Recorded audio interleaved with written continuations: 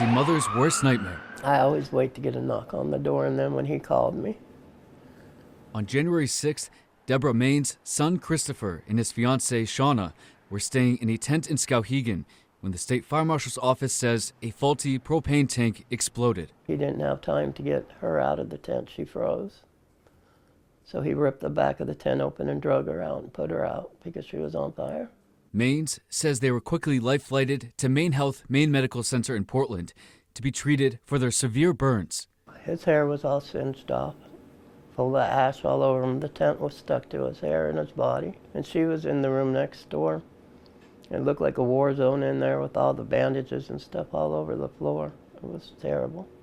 She was just screaming and screaming. She has burns all over her. And she just got diagnosed with breast cancer the day before, so she's dealing with a lot. According to Maine's, Christopher was the owner of New England Drywall until he was diagnosed with schizophrenia.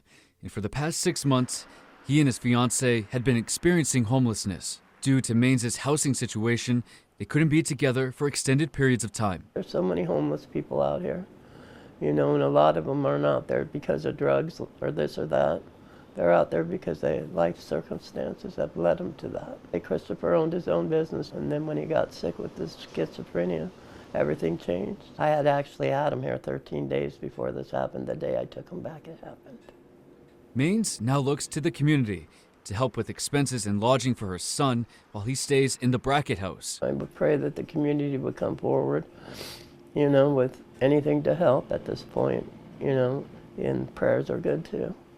A link to the GoFundMe Maine's created, as well as information on donations, can be found on this story on our website, foxbangor.com.